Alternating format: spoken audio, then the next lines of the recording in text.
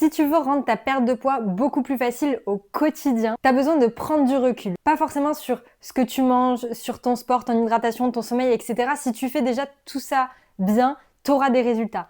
La différence, c'est comment faire en sorte que ce process soit beaucoup plus facile à vivre au quotidien. Et aujourd'hui, on va parler de deux aspects essentiels qui sont l'entourage et la comparaison. Tu le sais, dans une perte de poids, l'alimentation joue un rôle central, mais le but de cette série, c'est de mettre en lumière des sujets dont on ne parle pas suffisamment et qui ont un réel impact sur ta perte de poids. Bref, bienvenue dans le nouvel épisode de On s'en fout du poids, ce qu'on veut, c'est des résultats. D'ailleurs, abonne-toi si ce n'est pas fait, je te mets les liens des précédentes vidéos en description. Et on commence par un sujet auquel on est tous confrontés à partir du moment où on met en place un changement dans notre vie. Je parle ici de l'entourage, que ce soit du soutien, des réflexions, des incompréhensions. Comment gérer ça au mieux pour que ça ne soit pas un obstacle à ta perte de poids. Que ce soit ton mec, tes potes, tes collègues de travail, tes parents, à partir du moment où tu mets en place un changement d'habitude dans ta vie, même si tu le fais en te disant que tu t'en fous du regard des autres, que tu le fais pour toi, etc., forcément, on vit en communauté et tout le monde a un petit peu son avis sur la question. D'autant plus que la plupart du temps, ton entourage sont des personnes qui te veulent du bien. Donc ce sont des personnes qui vont te poser des questions, chercher à comprendre, parfois te faire des réflexions, etc. Donc le premier point qui me paraît hyper important, en tout cas pour ton cercle proche, ça va être de communiquer. De communiquer sur ton objectif, que tu as envie d'entamer une transformation physique, que pour ça tu vas mettre en place de nouvelles habitudes dans ta vie, ce qui ne veut pas dire que ça va impacter forcément la leur, mais qu'en tout cas tu fais les choses pour toi, pour te sentir mieux parce que tu en as besoin. Et je pense que c'est pas toujours évident de communiquer sur ce sujet, mais je pense que par contre c'est hyper important de se sentir soutenu. Donc je t'oblige pas à le faire, mais si tu en as la possibilité, vraiment n'hésite pas. Le problème avec ça, et notamment je trouve sur le sujet de la perte de poids, tout le monde a un petit peu son avis sur le sujet, ses expériences passées, des connaissances plus ou moins approximatives sur l'alimentation. Et donc tout le monde a un petit peu son avis à donner, son opinion et ses conseils. Et tu peux très facilement faire face à des réflexions de tu vas manger que ça, tu vas manger tout ça.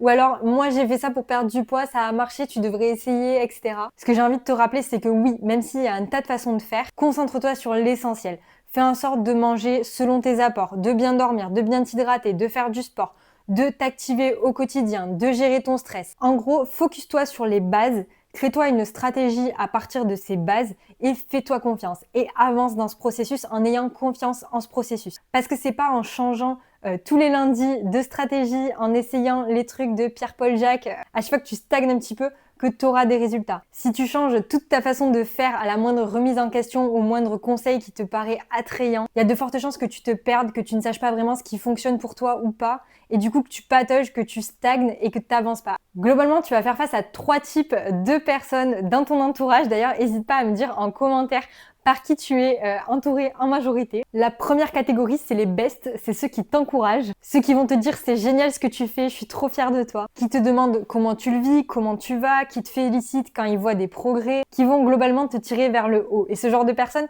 garde-les dans ton cercle proche parce que des moments de doute, tu vas en avoir et ce sont ces personnes-là qui vont te tirer vers le haut, qui vont te permettre de ne pas lâcher, de tout donner et d'être fier de toi au long terme. La deuxième catégorie, c'est les gens qui te veulent du bien mais qui sont un petit peu maladroits. Les gens qui vont te dire mais t'es sûr que tu vas manger que ça? Tu vas pas te sentir un peu frustré si tu fais comme ça? Ils vont te poser des questions, ça va te déstabiliser, ça va te faire douter parce que tu sais que ce sont des personnes qui te veulent du bien, qui sont importantes pour toi et du coup leurs paroles et leurs opinions sont importantes à tes yeux. Sauf qu'au-delà de te faire douter, ça peut aussi te toucher et te frustrer. Donc ça va être hyper important de communiquer avec eux parce que comme je te l'ai dit, c'est tout simplement qu'ils sont maladroits. Ils savent pas ce que tu vis, comment tu le vis, comment tu perçois leurs mots. Donc n'hésite pas à communiquer avec eux, que ce soit à l'écrit ou à l'oral. Parfois c'est plus facile de communiquer à l'écrit, mais de leur dire voilà, cette remarque, cette question, je sais que c'était pas contre moi, mais je l'ai pris un petit peu comme ça. En tout cas, ça m'a fait me sentir de telle façon et je sais que c'est pour mon bien, donc peut-être la prochaine fois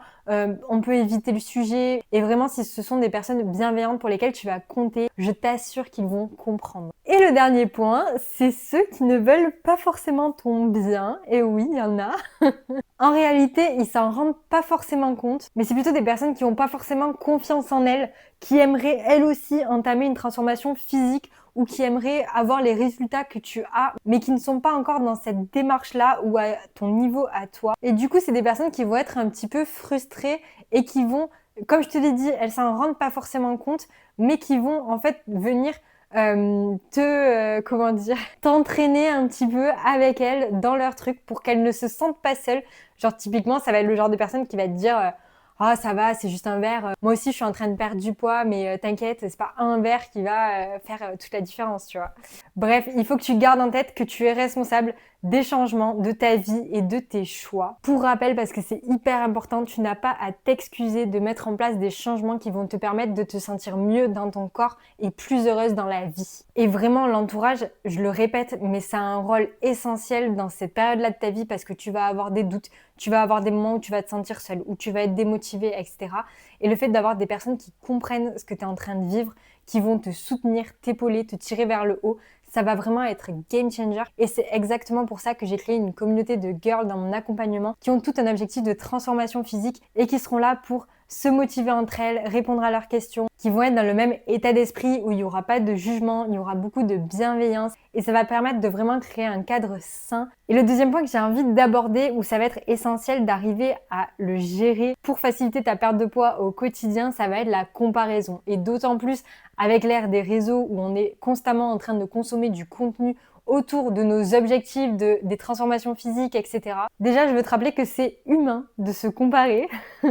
Donc, ne culpabilise pas, même si tout le monde te dit que la seule personne à laquelle il faut te comparer, c'est toi, et c'est vrai. Ce que je veux que tu gardes en tête dans un objectif de transformation physique, c'est qu'on n'a pas tous la même génétique, le même métier, les mêmes contraintes, la même éducation, les mêmes modes de vie. Et ça peut être facile de se dire oui, mais elle a une bonne génétique, ou oui, mais elle a pas d'enfant, du coup elle a plus de temps. Mais elle en face, elle a peut-être d'autres contraintes, des bagages émotionnels, un passif vis-à-vis de l'alimentation et du sport qui sont compliqués. Globalement, on a toutes nos problématiques et même au-delà de la perte de poids, la personne que tu vois sur les réseaux, elle a peut-être le physique de tes rêves, mais peut-être que elle rêve d'avoir ta vie, ta carrière pro ou autre. Le problème aussi avec la comparaison sur les réseaux, c'est qu'on ne prend pas forcément de recul sur le temps qu'il a fallu à cette personne pour en arriver à ce stade. Ce que je veux dire, c'est que tu ne peux pas comparer ton niveau après 2 mois d'implication vs une personne qui a changé de mode de vie et qui a ce mode de vie depuis 10 ans. Vous n'avez pas les mêmes résultats, mais c'est normal, c'est logique. Et au-delà du fait de prendre du recul sur le nombre d'années que la personne a mis en place ce mode de vie, etc.,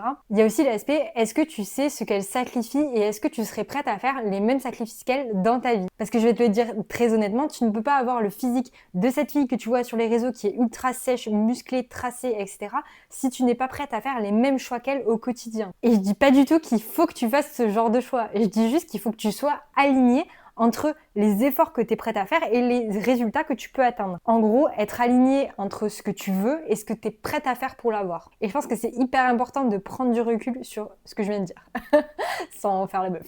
Mais du coup, pour donner un exemple, si c'est une meuf qui fait 0 resto, qui s'entraîne 6 fois par semaine et elle est épanouie dans sa vie, mais tant mieux pour elle. Mais si toi, ça correspond pas à ta vie, à tes envies, parce que t'as une vie sociale, t'as pas envie de faire une croix dessus, t'as envie de t'autoriser 1 ou 2 restos par semaine. Globalement, c'est ok, mais du coup, il faudra aussi être ok avec le fait que les résultats prendront potentiellement plus de temps à arriver. Et c'est pas grave, parce que le but, c'est justement de construire un mode de vie avec des habitudes qui sont tenables sur le long terme, des habitudes qui vont te faire kiffer au quotidien, des habitudes où tu vas pas te dire que tu sacrifies tel moment pour aller à la salle de sport ou que tu peux pas manger ça alors que tu en as vraiment envie. En gros, un mode de vie qui te correspond et dans lequel tu kiffes ta vie en fait. Parce que c'est ça la clé et c'est ça qui te permettra de ne jamais reprendre le poids derrière. Alors comme je te l'ai dit, la seule personne avec laquelle tu peux vraiment te comparer, c'est toi-même. En tout cas, c'est la toi d'avant. Parce que toi, tu sais de quoi tu es capable. Qu'est-ce que tu peux mettre en place dans ta vie pour changer physiquement? Quelles habitudes correspondent à ta vie, à tes contraintes, à tes envies? Soyez fiers de vos progrès, de vous donner les moyens chaque jour